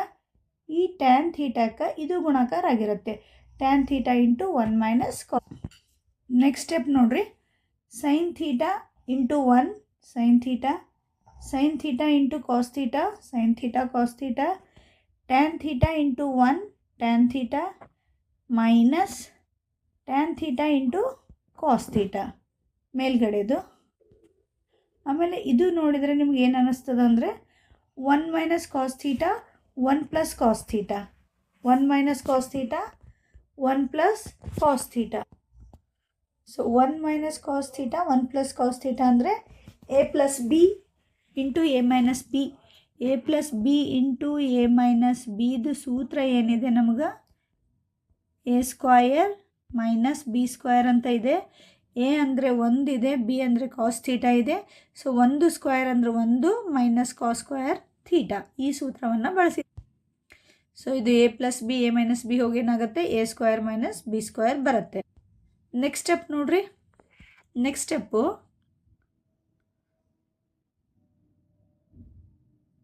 ಈ ಕಡೆ ಸ್ವಲ್ಪ ನೋಡ್ರಿ, ಇದು ಸೇಮ್ ಬರೆದಿದ್ದೀವಿ ನಾವು ಇಲ್ಲಿ, ಇದು ಫುಲ್ ಕಂಪ್ಲೀಟ್ ಸೇಮ್ ಬರ್ದೀನಿ, ಏನೂ ಬದಲಾವಣೆ ಮಾಡಿಲ್ಲ. Sine theta plus sine theta cos theta ಯಾವುದೇ ಬದಲಾವಣೆ ನಾವಿಲ್ಲಿ ಮಾಡಿಲ್ಲ. ಸೊ ಇಲ್ಲಿಂದ ಇಲ್ಲಿವರೆಗೂ ಏನೂ ಬದಲಾವಣೆ ಮಾಡಿಲ್ಲ, ಸೇಮ್ ಬರೆದಿದ್ದೀವಿ. ಸೊ ಇದು ಅಷ್ಟೇ ಸ್ವಲ್ಪ ಚೇಂಜ್ ಆಗಿದೆ. ಏನು ಚೇಂಜ್ ಆಗಿದೆ ಅಂದರೆ, tan theta into cot theta ಅಂತಿದೆ, tan theta into cos theta. Tan ಅಂದರೆ ಏನು ಬರಿತೀವಿ ನಾವು, sine theta by cos theta ಅಂತ ಬರಿತೀವಿ, ಇಂಟು ಕಾಸ್ ಥೀಟಾ ಇದೆ. ಸೊ ಕಾಸ್ ಥೀಟಾ ಕ್ಯಾನ್ಸಲ್ ಆಗಿ ಏನು ಉಳಿತದೆ ನಮಗೆ? ಬರೀ ಸೈನ್ ಥೀಟಾ ಉಳಿಯುತ್ತೆ. ಹಾಗಾಗಿ tan theta into cos theta ಬದಲಿ ಏನು ಬರ್ದೀನಿ? ಸೈನ್ ಥೀಟಾ ಅಂತ ಬರೆದಿದ್ದೀನಿ. ಈಗ ನೋಡ್ರಿ, ಇದು ಮೈನಸ್ ಸೈನ್ ಥೀಟಾ, ಇದು ಪ್ಲಸ್ ಸೈನ್ ಥೀಟಾ ಕ್ಯಾನ್ಸಲ್ ಆಯಿತು. ಏನು ಉಳಿತು? Sine theta cos theta plus tan theta, sine theta cos theta plus tan theta.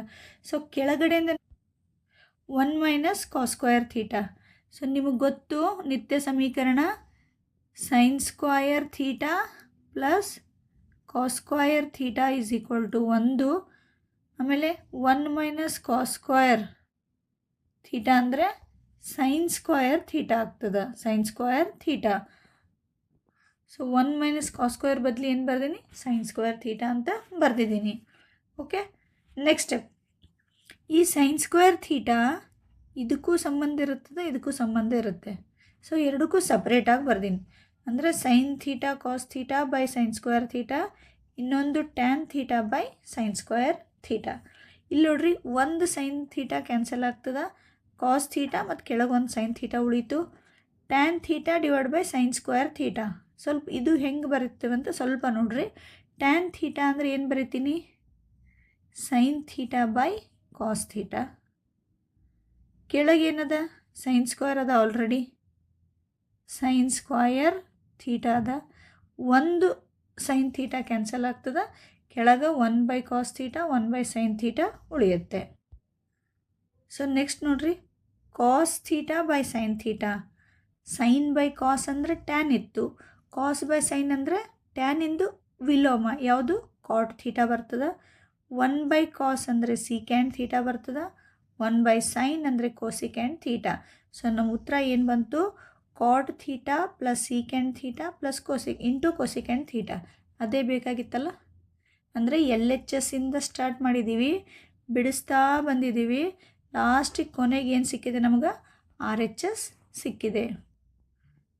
ನಿತ್ಯ ಸಮೀಕರಣಗಳನ್ನ ಕರೆಕ್ಟಾಗಿ ಅರ್ಥ ಮಾಡಿಕೊಂಡು ಬಿಡಿಸ್ಬೇಕಿಲ್ಲಿ. ಸೊ ಇದು ಕೂಡ ಒಂದು ಚಾಯ್ಸ್ ಕ್ವಶನ್ ಇದೆ. ಇನ್ನೊಂದು ಕೊಟ್ಟಿದ್ದಾರೆ ಇಲ್ಲೇ. ಏನು ಕೊಟ್ಟಿದ್ದಾರೆ ಅಂದರೆ cosecant A minus sine A into tan A plus cot A is equal to cot A into cosecant A ಎಂದು ಸಾಧಿಸಿ. First LHS ಬರ್ಕೋತೀರಿ. LHS ಅಂದರೆ ಎಡಭಾಗ ಏನಿದೆ ಸೇಮ್ LHS ಬರ್ಕೊಂಬಿಟ್ಟಿದ್ದೀವಿ. ನೆಕ್ಸ್ಟ್ ಏನು ಮಾಡಬೇಕು? ಕೋಸಿಕ್ಯಾಂಟ್ ಅಂದರೆ ಯಾವುದ್ರದ್ದು ವಿಲೋಮ ಆಗ್ತದೆ? ಸೈನಿಂದು, 1 ಬೈ ಸೈನ್. ಇದು ಸೈನ್ ಎ ಅಷ್ಟೇ ಬರ್ದೀವಿ. ಇನ್ನು ಟ್ಯಾನ್ ಅದ, ಇಲ್ಲಿ ಟ್ಯಾನ್ ಅಂದರೆ ಸೈನ್ ಬೈ ಕಾಸ್, ಕಾಟ್ ಅಂದರೆ ಅದ್ರ ಉಲ್ಟಾ ಕಾಸ್ ಬೈ ಸೈನ್. ಓಕೆ, ಈಗ ಇಲ್ಲಿ ನೋಡ್ರಿ, ಕೆಳಗೇನು ಇಲ್ಲ ಅಂದ್ರೆ 1 ಇರುತ್ತೆ, ಲಸ ತೆಗಿತೀರಿ, ಸೈನ್ ಎ ಬರ್ತದೆ. ಸೊ ಓರೆ ಗುಣಾಕಾರ ಆಗ್ತದೆ, 1 1 1 sine A into sine A sine square A. ಇಲ್ಲಿ ಕೂಡ ಲಸ ತೆಗಿತೀರಿ, cos A into sine A ಆಗ್ತದೆ. ಇದು ಇಲ್ಲಿ ಗುಣಾಕಾರ ಆಗ್ತದೆ, ಇದು ಇಲ್ಲಿ ಗುಣಾಕಾರ ಆಗ್ತದೆ. Sine A sine square A, cos A cos square A. Next ನೋಡ್ರಿ, ಇಲ್ಲಿ 1 ಮೈನಸ್ ಸೈನ್ ಸ್ಕ್ವೇರ್, ಮತ್ತು ನಿಮ್ಮ ನಿತ್ಯ ಸಮೀಕರಣ 1 ಮೈನಸ್ ಸೈನ್ ಸ್ಕ್ವೇರ್ ಅಂದರೆ ಕಾಸ್ ಸ್ಕ್ವೇರ್ ಎ ಆಗ್ತದೆ, ಕೆಳಗಿನ ಸೈನ್ ಎ ಹಾಗೆ ಬರ್ದೀವಿ. ಇಲ್ಲಿ sine square A plus cos square A is equal to ಅದ್ರ ಬೆಲೆ 1 ಆಗುತ್ತೆ. ಸೊ ಕೆಳಗಡೆದು ಸೇಮ್ ಬರ್ದೀವಿ. ಇಲ್ಲಿ ನೋಡ್ರಿ, ಕಾಸ್ ಎ 2 ಅವ, ಒಂದು ಕಾಸ್ ಎ ಕ್ಯಾನ್ಸಲ್ ಆಗ್ತದೆ, ಇಲ್ಲಿಂದ ಒಂದು ಕಾಸ್ ಎ ಕ್ಯಾನ್ಸಲ್ ಆಗ್ತದೆ. ಸೊ ಏನು ಉಳಿತು? ಇಲ್ಲಿ cos A by sine A ಉಳಿತು, ಈ ಕಡೆ 1 ಬೈ ಸೈನ್ ಎ ಉಳಿತು. ಕಾಸ್ ಬೈ ಸೈನ್ ಅಂದರೆ ಕಾಟ್, 1 ಬೈ ಸೈನ್ ಅಂದರೆ ಕೋಸಿಕ್ಯಾಂಟ್. ಸೊ ನಮಗೆ ಬೇಕಾದಂಥ LHS ನಮ್ಗೆ ಸಿಕ್ತು. ಸೊ LBAನಲ್ಲಿರ್ತಕ್ಕಂಥ ಇಂಥ ಎಲ್ಲ ಪ್ರಶ್ನೆಗಳನ್ನು ನೀವು ಬಿಡಿಸ್ಬೇಕು. ಕಡ್ಡಾಯವಾಗಿ ನಿತ್ಯ ಸಮೀಕರಣಗಳ ಮೇಲೆ 1 3 ಮಾರ್ಕ್ಸ್ ಕ್ವಶನ್ ಬರುತ್ತೆ. ಸ್ವಲ್ಪ ಟಫ್ ಆಗ್ಬೋದು, ಬಟ್ LBA ಒಳಗಿರ್ತಕ್ಕಂಥವು ಎಲ್ಲ ಮಾದರಿ ಪ್ರಶ್ನೆ ಪತ್ರಿಕೆಗಳು ಕೊಟ್ಟಿರ್ತಕ್ಕಂಥವು, ಆಮೇಲೆ ನಿಮ್ಮ ಒಂದು ಪೂರ್ವ ಸಿದ್ಧತಾ ಪರೀಕ್ಷೆಯಲ್ಲಿ ಬರ್ತಕ್ಕಂಥವುಗಳನ್ನು ಬಿಡಿಸಿದರೆ ಮೋಸ್ಟ್ ಪ್ರೊಬೇಬಲಿ ಅದರೊಳಗಿಂದ ಬರ್ಬೋದು. ಓಕೆ, ನೆಕ್ಸ್ಟು 30ನೇ ಪ್ರಶ್ನೆ. ಸೊ ಕಡ್ಡಾಯವಾಗಿ ಒಂದು ಸಂಖ್ಯಾಶಾಸ್ತ್ರದಿಂದ ಬರ್ತಕ್ಕಂಥ ಒಂದು ಪ್ರಶ್ನೆ. ಸರಾಸರಿ, ಬಹುಲಕ ಅಥವಾ ಮಧ್ಯಾಂಕವನ್ನು ಕೇಳಿರ್ತಾರೆ. ಸರಾಸರಿ ಮತ್ತು ಬಹುಲಕ ಸ್ವಲ್ಪ ನಿಮ್ಗೆ ಈಸಿ ಆಗ್ತದೆ ಮಧ್ಯಾಂಕ ಕಂಪೇರ್ ಮಾಡಿದ್ರೆ. ಸೊ ಇವೆರಡನ್ನು ಪರ್ಫೆಕ್ಟ್ ಮಾಡಿದರೆ ಚಾಯ್ಸಲ್ಲಿ ನೀವು ಯಾವುದಾದ್ರೂ ಮಾಡ್ಬೋದು. ನೋಡ್ರಿ, ಇಲ್ಲಿ ಸರಾಸರಿ ಕೇಳಿದ್ದಾರೆ ಮತ್ತು ಇನ್ನೊಂದು ಕಡೆ ಬಹುಲಕವನ್ನು ಕೇಳಿದ್ದಾರೆ. ಸರಾಸರಿ ಹೆಂಗೆ ಮಾಡ್ತೀವಿ ನಾವು ಸ್ಟೆಪ್ಸ್ ನೋಡ್ಕೊಂಡು ಹೋಗೋಣ ಅಷ್ಟೇ. ಫಸ್ಟ್ ಅವರು ಈ ರೀತಿ ಒಂದು ಟೇಬಲ್ ಕೊಟ್ಟಿರ್ತಾರೆ ನಿಮಗೆ. ಈ ವಿತರಣಾ ಪಟ್ಟಿಗೆ ಸರಾಸರಿಯನ್ನು ಕಂಡುಹಿಡಿ ಅಂತ ಕೇಳಿರ್ತಾರೆ. ನೀವೇನು ಮಾಡ್ಬೇಕು, ಫಸ್ಟ್ ಸ್ಟೆಪ್ ಅಂದರೆ ಎರಡು ಕಾಲಮ್ ಕೊಟ್ಟರಲ್ಲ ಅವರು, ನೀವು ಅಂಥವು 4 ಕಾಲಮ್ ಹಾಕೋಬೇಕು. ಸೊ 4 ಟೇಬಲಲ್ಲಿ 4 ಕಂಬ, ಈ ಟೇಬಲಲ್ಲಿ ಅವರು 2 ಕಂಬ ಸಾಲುಗಳನ್ನು ಕೊಟ್ಟಿದ್ದಾರೆ. ನೀವೇನು ಮಾಡ್ಕೋಬೇಕು, 4 ಕಂಬ ಸಾಲುಗಳನ್ನು ನೀವು ಹಾಕೋಬೇಕು. ಫಸ್ಟಿಂದು ಸೇಮ್, ಎರಡನೇದು ಸೇಮ್, ವರ್ಗಾಂತರ ಮತ್ತು ಆವೃತ್ತಿ ಸೇಮ್ ಹಾಕ್ಕೊಳ್ತೀರಿ. ನೆಕ್ಸ್ಟ್ ಇಲ್ಲಿ ಮಧ್ಯ ಬಿಂದು ಎಕ್ಸ್ ಅಂತ ಒಂದು ಹಾಕೋಬೇಕು, ಎಫ್ ಎಕ್ಸ್ ಅಂತ ಒಂದು ಕಾಲಮ್, 2 ಕಾಲಮನ್ನು ಎಕ್ಸ್ಟ್ರಾ ಹಾಕೋಬೇಕು. ನೆಕ್ಸ್ಟ್ ಏನು ಮಾಡಬೇಕು ಅಂತಂದರೆ, ಆವೃತ್ತಿಗೆ ಫ್ರೀಕ್ವೆನ್ಸಿ ಅಂತೀವಿ, ಸೊ ಇದು ಎಫ್ ಆಗಿರ್ತದೆ. ಮಧ್ಯ ಬಿಂದು ಅಂದರೆ ಈ ವರ್ಗಾಂತರದ ಮಧ್ಯ ಬಿಂದು 0ಯಿಂದ 10ರವರೆಗೆ ಮಧ್ಯದಲ್ಲಿ ಬರುವಂಥ ಬಿಂದು ಯಾವುದು? ಸೊ ಏನು ಮಾಡಬೇಕು ಅಂದರೆ ಇವೆರಡನ್ನು ಕೂಡಿಸ್ಬೇಕು. 0 + 10 10 ಆಗುತ್ತೆ, ಅದರ ಅರ್ಧ. ಮಧ್ಯ ಬಿಂದು ಅಂದರೆ 10ರ ಅರ್ಧ ಅಂದರೆ 5. ಅದೇ ರೀತಿ 10 ಮತ್ತು 20ನ್ನು ಕೂಡಿಸ್ರಿ 30 ಆಗುತ್ತೆ, 30ರ ಅರ್ಧ ಅಂದರೆ 15. ನೆಕ್ಸ್ಟ್ 20 ಮತ್ತು 30ರ ಮಧ್ಯ ಬಿಂದು 25, 30 ಮತ್ತು 40ರ ಮಧ್ಯ ಬಿಂದು 35, 40 ಮತ್ತು 40ರಿಂದ 50ರವರೆಗೆ ಬರ್ತಕ್ಕಂಥ ಮಧ್ಯ ಬಿಂದು 45. ಸೊ ಮಧ್ಯ ಬಿಂದುಗಳನ್ನು ಬರೀಬೇಕು. ಮಧ್ಯ ಬಿಂದುಗಳಂದ್ರೆ ವರ್ಗಾಂತರದ ಮಧ್ಯ ಬಿಂದುಗಳನ್ನು ಬರಿತೀವಿ. ಸೊ ಮಧ್ಯ ಬಿಂದು ಎಕ್ಸ್ ಇದೆ, ನಿಮಗೆ ಆವೃತ್ತಿ ಎಫ್ ಇದೆ. ಇಲ್ಲಿ ಎಫ್ ಎಕ್ಸ್ ಅಂತ ಬರ್ದೀನಿ. ಎಫ್ ಎಕ್ಸ್ ಅಂದರೆ ಎಫ್ ಇಂಟು ಎಕ್ಸ್. ಸೊ ಇವೆರಡನ್ನು ನೀವು ಗುಣಾಕಾರ ಮಾಡಬೇಕು. 4 5 20, 15 9 135, 15 × 25 ಮಾಡಿದ್ರೆ 375, 14 × 35 ಮಾಡಿದ್ರೆ 490, 8 × 45 ಮಾಡಿದ್ರೆ 360. ವರ್ಗಾಂತರ ಆವೃತ್ತಿ. ಸೊ ಮಧ್ಯ ಬಿಂದು 1 ಕಾಲಮ್ ಎಕ್ಸ್ಟ್ರಾ ಮಾಡ್ಕೊಂಡಿದ್ದೀರಿ, ಎಫ್ ಎಕ್ಸ್ 1 ಕಾಲಮ್ ಎಕ್ಸ್ಟ್ರಾ ಮಾಡ್ಕೊಂಡಿದ್ದೀರಿ. ನೆಕ್ಸ್ಟ್ ಏನು ಮಾಡಬೇಕು ಅಂದರೆ ಆವೃತ್ತಿಯನ್ನು ಟೋಟಲ್ ಮಾಡಬೇಕು. ಅದನ್ನು ಸಿಗ್ಮಾ ಎಫ್ ಅಂತ ಬರಿಬಹುದು, ಇಲ್ಲಾಂದರೆ ಎನ್ ಅಂತ ಕೂಡ ಬರಿಬಹುದು. ಆಮೇಲೆ ಎಫ್ ಎಕ್ಸನ್ನು ಫುಲ್ ಕಂಪ್ಲೀಟಾಗಿ ಟೋಟಲ್ ಮಾಡಬೇಕು. ಅದನ್ನು ಸಿಗ್ಮಾ ಎಫ್ ಎಕ್ಸ್ ಅಂದರೆ ಎಫ್ ಎಕ್ಸಿಂದು ಮೊತ್ತ ಸಿಗ್ಮಾ ಎಫ್ ಎಕ್ಸ್ ಅಂತ ಕರಿತೀವಿ. ಸೊ ಸರಾಸರಿಯ ಸೂತ್ರ ಏನಿದೆ ಅಂದರೆ sigma F X by sigma F. Sigma F X ನಿಮಗೆ 1380 ಬಂದಿದೆ. ಸಿಗ್ಮಾ ಎಫ್ ಅಂದ್ರೆ ನಿಮಗೆ 50 ಬಂದಿದೆ. ಈ ಝೀರೋ ಕ್ಯಾನ್ಸಲ್ ಆಯಿತು. ಸೊ 138ಕ್ಕೆ 5ರಿಂದ ಭಾಗಾಕಾರ ಮಾಡಿ ಬರುವಂಥ ಉತ್ತರ 27.6. ಇದು ನಿಮ್ಮ ಸರಾಸರಿ ಆಗಿದೆ. ಇಲ್ಲ ಸರಾಸರಿಗಿಂತ ನಿಮಗೆ ಸರಳ ಆಗಬೇಕಾಗಿತ್ತು ಅಂದರೆ ನೀವು ಬಹುಲಕವನ್ನು ಮಾಡಬಹುದು.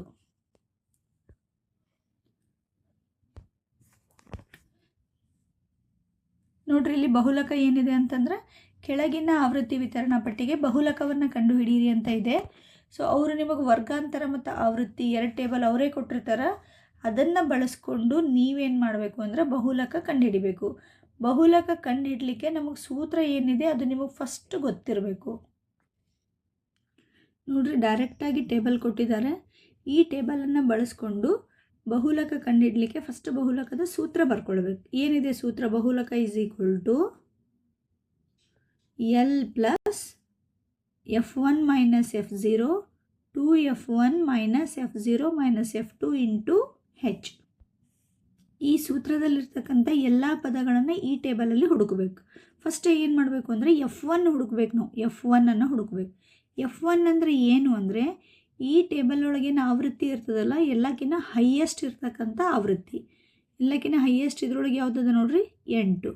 ಸೊ 8 ಏನಾಗಿರ್ತದೆ ಅಂದರೆ F1 ಆಗಿರುತ್ತೆ. F1 ಸಿಕ್ತು. F1 ಹಿಂದೆ ಯಾವುದಿದೆ ಅದು F0, F1 ಮುಂದೆ ಯಾವುದಿದೆ ಅದು F2. So F1, F0, F2 ಸಿಕ್ತು. ನೆಕ್ಸ್ಟ್ F1ಇಂದನೇ ಹಿಂದೆ ಹೋಗ್ಬೇಕು ವರ್ಗಾಂತರಕ್ಕೆ. F1ಇಂದನೇ ಹಿಂದೆ ಹೋದಾಗ ಇಲ್ಲಿ ಏನು ವರ್ಗಾಂತರದ ಕೆಳಮಿತಿ ಇರ್ತಲ್ಲ, ಇದು ಫಸ್ಟಿನ ನಂಬರ್, ಇದಕ್ಕೆ ನಾವು ಎಲ್ ಅಂತ ಹೇಳ್ತೀವಿ. ಲೋವರ್ ಲಿಮಿಟ್, ಕೆಳಮಿತಿ ಅಂತ ಹೇಳ್ತೀವಿ. F1 ಸಿಕ್ತು, F0 ಸಿಕ್ತು, F2 ಸಿಕ್ತು ಮತ್ತು ಎಲ್ ಸಿಕ್ತು. ನೆಕ್ಸ್ಟ್ ಏನು ಬೇಕು ನನಗಿಲ್ಲಿ? ಹೆಚ್ಚು ಬೇಕು. ಹೆಚ್ಚು ಅಂದರೆ ವರ್ಗಾಂತರದ ಗಾತ್ರ. ಅಂದರೆ 5ರಿಂದ 15, 15ರಿಂದ 20, 45ರಿಂದ 55 ಸೈಜ್ ಏನಿದೆ, ಅದರ ಗಾತ್ರ ಏನಿದೆ ಅಂತ ನೋಡಿದಾಗ ಏನಾಗ್ತದೆ ನೋಡ್ರಿ, 5ರೊಳಗೆ 15ರಾಗ 5 ಕಳೀರಿ 10, 25ರೊಳಗೆ 15 ಕಳೀರಿ 10, 55ರೊಳಗೆ 45 ಕಳೀರಿ 10. ಅಂದರೆ ಇದರ ಗಾತ್ರ ಎಷ್ಟಿದೆ ಅಂದರೆ 10 ಇದೆ. ಸೊ H = ಎಷ್ಟಾಗ್ತದೆ? 10.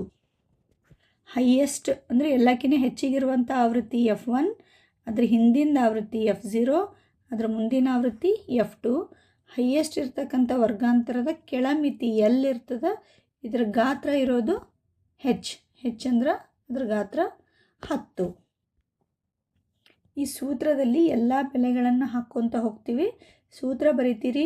L ಅಂದರೆ 25, F1 ಅಂದರೆ 8, F0 ಅಂದರೆ 4, ಕೆಳಗೆ 2F1 2 × 8 minus F0 -4 minus F2 ಅಂದರೆ 7 ಇಂಟು H ಅಂದರೆ 10. ಓಕೆ, ಸೊ ಬೆಲೆಗಳನ್ನು ಹಾಕಿದ್ರಿ. ನೆಕ್ಸ್ಟ್ ಸ್ಟೆಪ್ 25 ಅಷ್ಟೇ ಬರಿತೀನಿ. 8ರೊಳಗೆ 4 ಕಳೆದ್ರೆ 4, ಕೆಳಗೆ ಎಷ್ಟಾಗ್ತದೆ ಅಂದರೆ 2 × 8 16 -4 -7 -11. ನೆಕ್ಸ್ಟ್ ಸ್ಟೆಪ್ಪು 25 ಅಷ್ಟೇ ಬರಿತೀನಿ. ಸೊ ಇಲ್ಲಿ 4, ಕೆಳಗೆ 16ರೊಳಗೆ 11 ಹೋದ್ರೆ 8 ಉಳಿತದೆ. 16ರಲ್ಲಿ 11 ಹೋದರೆ 5 ಇಂಟು H ಅಂದರೆ 10. ಸೊ 5 1 5 2, ಈ ಕಡೆ 25, ಈ ಕಡೆ 4 2 8. ಸೊ 25 8 33. ಈ ರೀತಿ ನಾವು ಬಹಳ ಸರಳವಾಗಿ ಬಹುಲಕವನ್ನು ಮಾಡ್ಬೋದು. ಒಂದಿಷ್ಟು ಸೇಮ್ ಮೆಥಡ್ ಇರ್ತದೆ ಎಲ್ಲ ಲೆಕ್ಕಗಳಿಗೆ.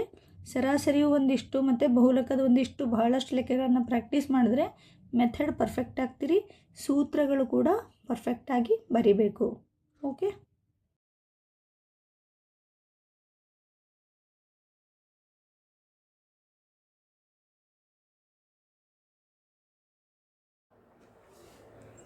ಈಗ 31ನೇ ಪ್ರಶ್ನೆಯನ್ನು ಮಾಡೋಣ.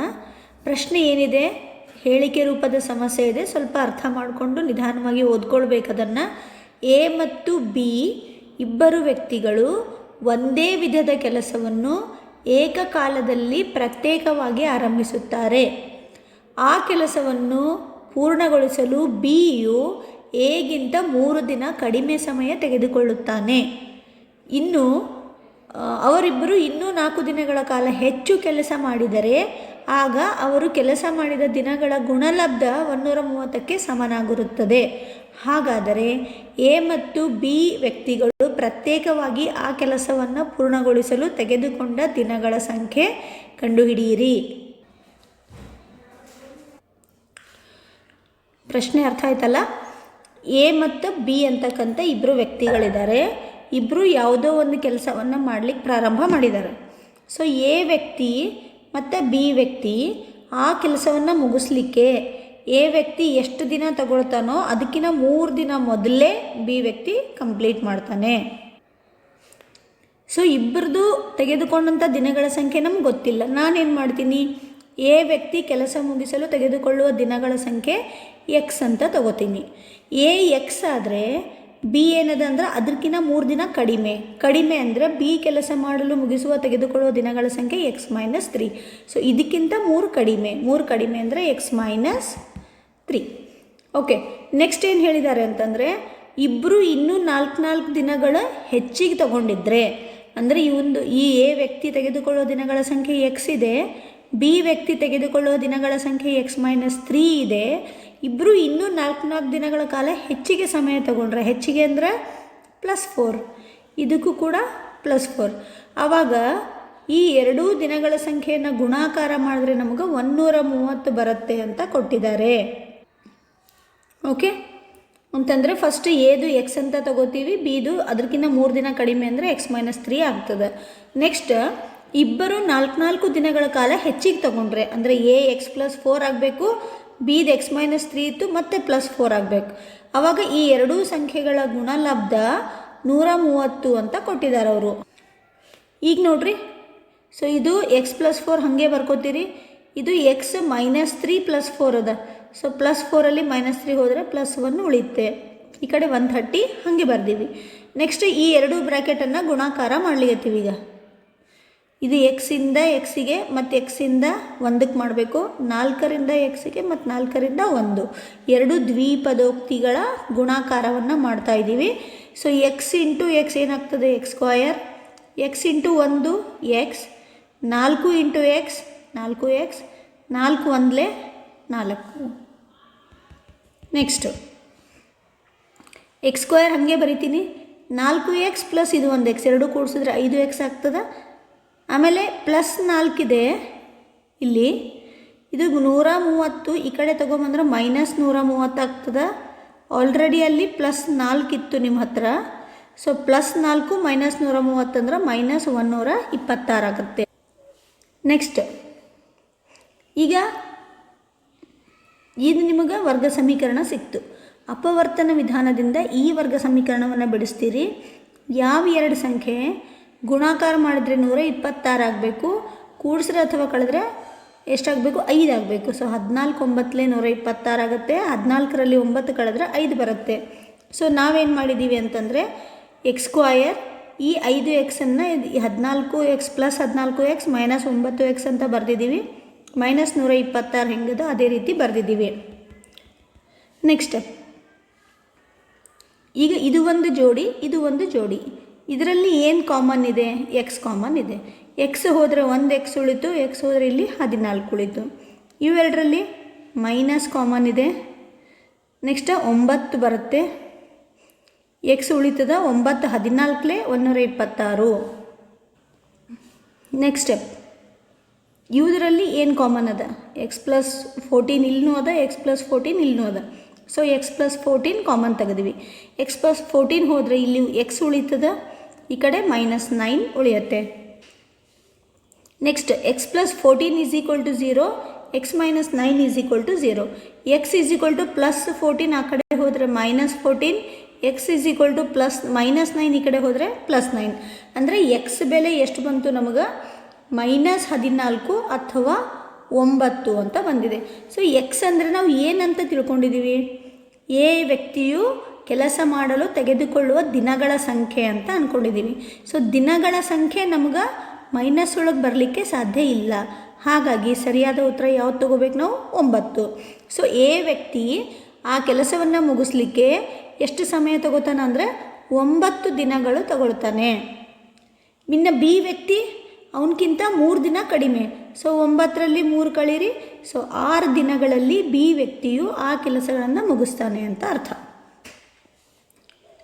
ಎ ವ್ಯಕ್ತಿಯು ಕೆಲಸ ಮುಗಿಸಲು ತೆಗೆದುಕೊಳ್ಳುವ ದಿನಗಳು ಎಕ್ಸ್ ಅಂತ ತಗೊಂಡಿದ್ದೀವಿ, 9 ಆಯಿತು. ಸೊ ಬಿ ವ್ಯಕ್ತಿ ಕೆಲಸ ಮುಗಿಸಲು ತೆಗೆದುಕೊಳ್ಳುವ ದಿನಗಳು ಎಕ್ಸ್ ಮೈನಸ್ 3 ಇದೆ, 9ರಲ್ಲಿ 3 ಹೋದರೆ 6 ದಿನಗಳು. ಕ್ವಶನನ್ನು ಸರಿಯಾಗಿ ಓದ್ಕೊಂಡು ಅದನ್ನು ಸಿಸ್ಟಮೆಟಿಕ್ಕಾಗಿ ಬರ್ಕೊಂಡು ಒಂದು ವರ್ಗ ಸಮೀಕರಣ ರೂಪಕ್ಕೆ ತಗೊಂಬಂದರೆ ಅರ್ಧ ಲೆಕ್ಕ ಮಾಡಿದಾಗೆ ಮುಗಿಯುತ್ತೆ ಅದು. ನೆಕ್ಸ್ಟ್ ಪ್ರಶ್ನೆ ಸಂಭವನೀಯತೆ ಚಾಪ್ಟ್ರಿಂದ ಇದೆ. ಸೊ ಭಾಳ ಈಸಿ ಇರುತ್ತೆ ಇದು.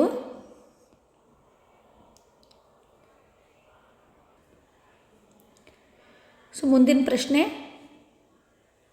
ಕೊಂದಿಲ್ಲದ 3 ನಾಣ್ಯಗಳನ್ನು ಏಕಕಾಲದಲ್ಲಿ ಚಿಮ್ಮಿದಾಗ ಆಗ ದೊರೆಯುವ ಫಲಿತಗಳು. ಸೊ 3 ನಾಣ್ಯಗಳನ್ನು ಚಿಮ್ತಾ ಇದ್ದಾರೆ. ಒಂದು ನಾಣ್ಯ ಅಂದಾಗ ನಿಮ್ಗೆ ಗೊತ್ತಿದೆ ಹೆಡ್ ಅಥವಾ ಟೇಲ್, ಶಿರ ಅಥವಾ ಪುಚ್ಚ, 2 ಸಾಧ್ಯತೆಗಳಿರುತ್ತೆ. ಎರಡನೇ ನಾಣ್ಯ ಇದ್ದಾಗೂ 2 ಸಾಧ್ಯತೆ, ಮೂರನೇ ನಾಣ್ಯ ಇದ್ದಾಗೂ 2 ಸಾಧ್ಯತೆ. ಸೊ ಈ 3 ನಾಣ್ಯಗಳು ಏಕಕಾಲದಲ್ಲಿ ಚಿಮ್ಮಿದಾಗ 3 ನಾಣ್ಯಗಳು ಏಕಕಾಲದಲ್ಲಿ ಚಿಮ್ಮಿದಾಗ ಎನ್ ಆಫ್ ಎಸ್ ಎಷ್ಟಾಗುತ್ತೆ ಅಂದರೆ 2 into 2 into 2, 2 2 4, 4 2 8. N of S ಎಷ್ಟು ಬರುತ್ತೆ, 8. ಆ 8 ಸಾಧ್ಯತೆಗಳು ಯಾವ್ಯಾವಿದೆ ಅಂತ ಸ್ವಲ್ಪ ಕೇರ್ಫುಲ್ಲಾಗಿ ನೋಡ್ರಿ ಇಲ್ಲಿ. ಸೊ 3 ನಾಣ್ಯಗಳಲ್ಲಿ 3 ಹೆಡ್ ಬರ್ಬೋದು.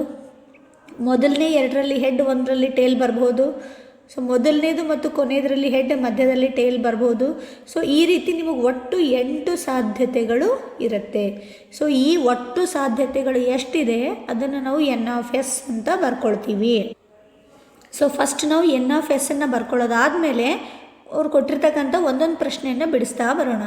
ಸೊ ಫಸ್ಟ್ ಪ್ರಶ್ನೆ ಏನಿದೆ, 2 ಶಿರ ಮಾತ್ರ ಆಗಿರುವ, ಶಿರ ಅಂದರೆ ಹೆಡ್, 2 ಹೆಡ್ ಅಷ್ಟೇ ಇರ್ತಕ್ಕಂಥವು ಎಷ್ಟಿದೆ.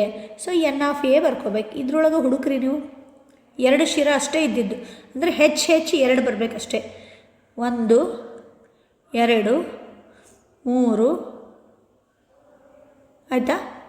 ಸೊ 2 ಶಿರ ಮಾತ್ರ, ಅಂದರೆ 2 ಹೆಡ್ಗಳು ಅಷ್ಟೇ ಇರೋದು, 3 ಇದೆ. ಸೊ ಎನ್ ಆಫ್ ಎ ಎಷ್ಟಾಗ್ತದೆ? 3. ಸೊ ಇದರ ಸಂಭವನೀಯತೆ ಅಂದರೆ P of A is equal to N of A by N of S. N of A ಅಂದರೆ ನಿಮಗೆ 3 ಸಿಕ್ಕಿದೆ, ಎನ್ ಆಫ್ ಎಸ್ ಅಂದರೆ ಆಲ್ರೆಡಿ 8 ಸಿಕ್ಕಿದೆ.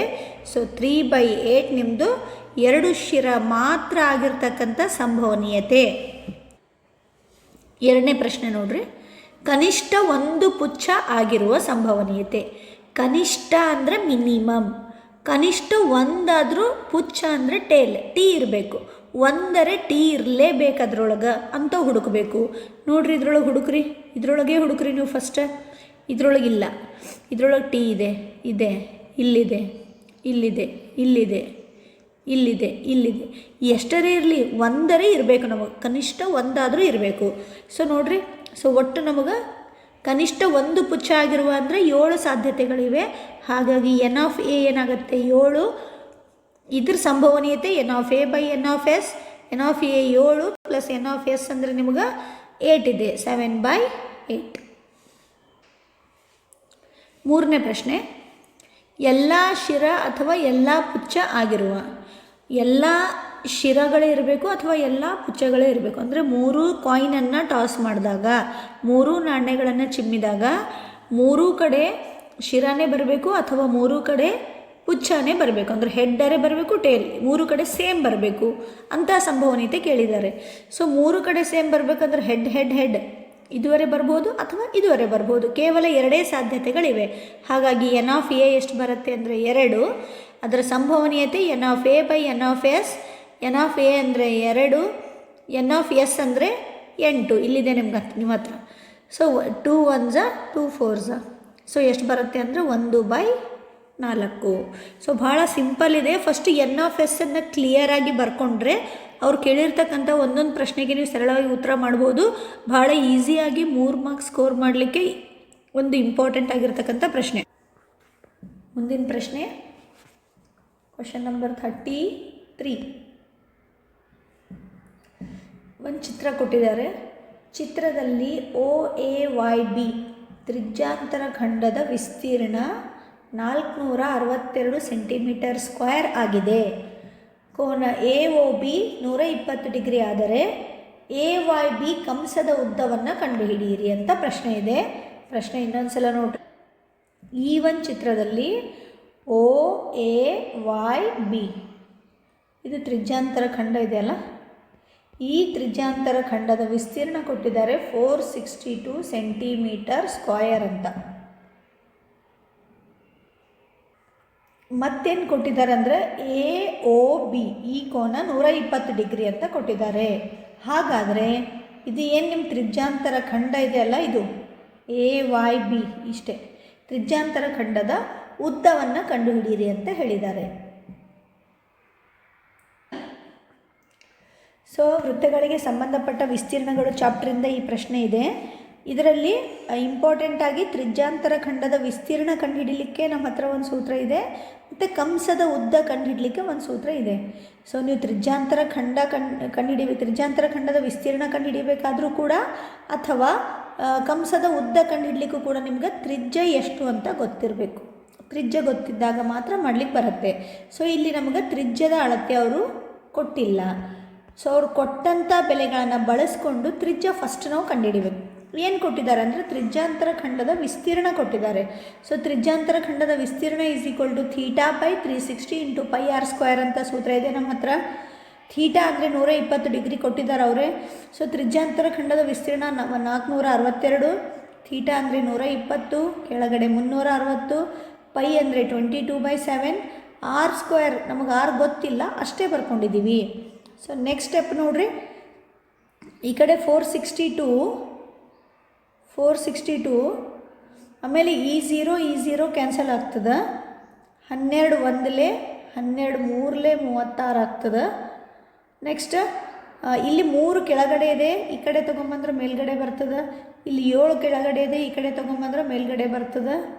ಆಮೇಲೆ ಇಲ್ಲಿ 22 ಮೇಲ್ಗಡೆ ಇದೆ, ಈ ಕಡೆ ತೊಗೊಂಬಂದ್ರೆ ಕೆಳಗಡೆ ಬರ್ತದೆ, ಆ ಕಡೆ ಉಳಿತೇನು r². ನೆಕ್ಸ್ಟ್ 2ರಿಂದ ಮಾಡೋಣ. 2 ಒಂದಲೇ 2 ಒಂದಲೇ 2 ಎರಡಲೇ 4, 2 ಮೂರಲೇ 6, 2 ಒಂದಲೇ 2, 11 ಒಂದಲೇ 11, 11 ಎರಡಲೇ 22, 1 ಉಳಿತು 11, 11 ಒಂದಲೇ 21. ಈ ಕಡೆ ಏನು ಉಳಿತು 21 × 3 × 21 ಉಳಿತು.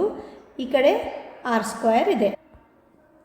ಸೊ r² = 21 ಇಂಟು, ಸೊ 7 ಮೂರಲೇ ಅದನ್ನು 21 ಆಗ್ತದೆ. r = ಸ್ಕ್ವೇರ್, ಆ ಕಡೆ ಹೋದರೆ ಸ್ಕ್ವೇರ್ ರೂಟ್ ಆಗ್ತದೆ. 21 × 21 2 ಸಲ ಇರೋದ್ರಿಂದ 21 ಹೊರಗಡೆ ಬರ್ತದೆ. ಸೊ ತ್ರಿಜ್ಯ ಎಷ್ಟು ಸಿಕ್ಕುತ್ತೆ ನಮ್ಗೆ 21 ಸೆಂಟಿಮೀಟರ್ ಬಂತು. ನೆಕ್ಸ್ಟ್ ತ್ರಿಜ್ಯ ಸಿಕ್ಕ ಮೇಲೆ ತ್ರಿಜ್ಯಾಂತರ ಅವ್ರು ಏನು ಕೇಳಿದ್ದಾರೆ ಅಂದರೆ ಕಂಸದ ಉದ್ದ ಕೇಳಿದ್ದಾರೆ. ಈ ಒಂದು ಕಂಸದ ಉದ್ದ ಕೇಳಿದ್ದಾರೆ. ಹಾಗಾಗಿ ತ್ರಿಜ್ಯಾಂತರ ಖಂಡದ ಕಂಸದ ಉದ್ದದ ಫಾರ್ಮುಲಾ ಏನಿದೆ, ಸೂತ್ರ ಏನಿದೆ, θ/360 × 2πr. ಸೊ ಥೀಟಾ ಅಂದರೆ 120, ಇದು 360, 2 × 22/7 × r ಅಂದರೆ 21. ಇದು ಏನಾಗ್ತದೆ 0 0 ಕ್ಯಾನ್ಸಲ್ ಆಗ್ತದೆ. 12 ಒಂದಲೇ 12 ಮೂರಲೇ, ಸೊ ಈ ಕಡೆ 7 ಒಂದಲೇ 7 ಮೂರಲೇ 21, ಈ 3 ಕ್ಯಾನ್ಸಲ್ ಆಗ್ತದೆ. ನಿಮಗೆ ಉಳಿತೇನು 2 ಮತ್ತು 22, 22 ಎರಡಲೇ 44 ಸೆಂಟಿಮೀಟರ್ ನಮಗೆ ಬೇಕಾದಂಥ ಕಂಸದ ಉದ್ದ. ಈ ಒಂದು ಕಂಸದ ಉದ್ದ ಎಷ್ಟಿದೆ ಅಂದರೆ 44 ಸೆಂಟಿಮೀಟರ್. ನೆಕ್ಸ್ಟ್ ಇದರಲ್ಲೇ ಒಂದು ಚಾಯ್ಸ್ ಕ್ವಶನ್ ಇದೆ ನಿಮಗೆ ನೋಡಿ. ಗೋಡೆ ಗಡಿಯಾರದ ನಿಮಿಷದ ಮುಳ್ಳಿನ ಉದ್ದವು 18 ಸೆಂಟಿಮೀಟರ್. 35 ನಿಮಿಷಗಳಲ್ಲಿ ನಿಮಿಷದ ಮುಳ್ಳು ಚಲಿಸುವ ವಿಸ್ತೀರ್ಣವನ್ನು ಕಂಡುಹಿಡಿಯಿರಿ. ನಿಮಿಷದ ಮುಳ್ಳು ಚಲನೆಯಿಂದ ಉಂಟಾದ ಕಂಸದ ಉದ್ದವನ್ನು ಕಂಡುಹಿಡಿಯಿರಿ. ನೋಡಿ ಮಕ್ಕಳೇ, ಒಂದು ಗಡಿಯಾರ ಇದೆ. ಗಡಿಯಾರದಲ್ಲಿ ನಿಮಿಷದ ಮುಳ್ಳು ಕೊಟ್ಟಿದ್ದಾರೆ. ನಿಮಿಷದ ಮುಳ್ಳಿನ ಉದ್ದ 18 ಸೆಂಟಿಮೀಟರ್ ಅಂತ ಕೊಟ್ಟಿದ್ದಾರೆ. ಈ ನಿಮಿಷದ ಮುಳ್ಳು ಚಲಿಸಿ 35 ನಿಮಿಷ ಕ್ರಮಿಸಿ ಇಲ್ಲಿ ಬರ್ತದೆ ಅನ್ಕೋರಿ.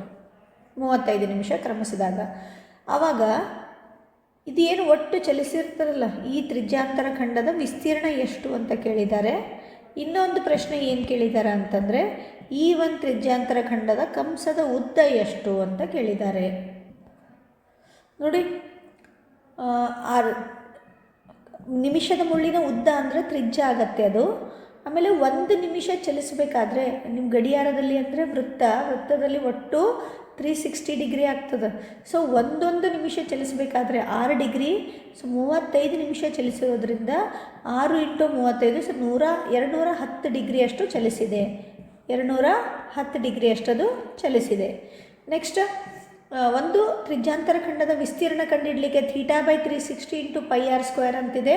ಇನ್ನೊಂದು ಅದೇ ಮುಳ್ಳು ಕ್ರಮಿಸಿದ ಕಂಸದ ಉದ್ದ ಕಂಡುಹಿಡಲಿಕ್ಕೆ θ/360 × 2πr ಅಂತಿದೆ.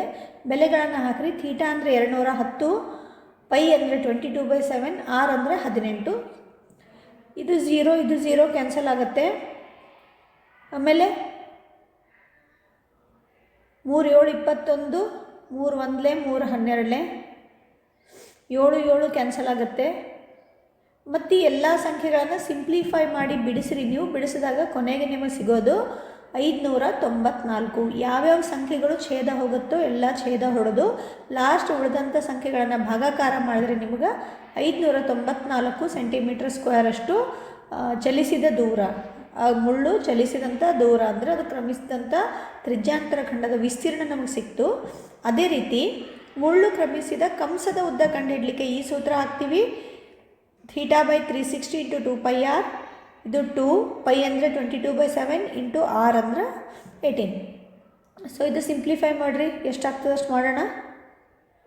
3 7 21, 3 ಒಂದಲೇ 3 ಎರಡಲೇ, ಸೊ 7 7 ಕ್ಯಾನ್ಸಲ್ ಆಯಿತು. 2 ಒಂದಲೇ 2 6ಲೇ 12, 6 ಒಂದಲೇ 6 ಮೂರಲೇ 18. ಸೊ 22 ಮತ್ತು 3 ಉಳಿತದೆ. 22 3ಲೇ 66. ಕಂಸದ ಉದ್ದ ಅಂದರೆ ಈ ಒಂದು ಗಡಿಯಾರದಲ್ಲಿ ಆ ಮುಳ್ಳು 35 ನಿಮಿಷ ಚಲಿಸಿದ ಮೇಲೆ ತ್ರಿಜ್ಯಾಂತರ ಖಂಡದ ವಿಸ್ತೀರ್ಣ ಎಷ್ಟು ಬಂತು 594. ಮತ್ತು ಈ ಒಂದು ಕಂಸದ ಉದ್ದ ಎಷ್ಟು ಬಂತು ಅಂದರೆ 66 ಸೆಂಟಿಮೀಟರ್.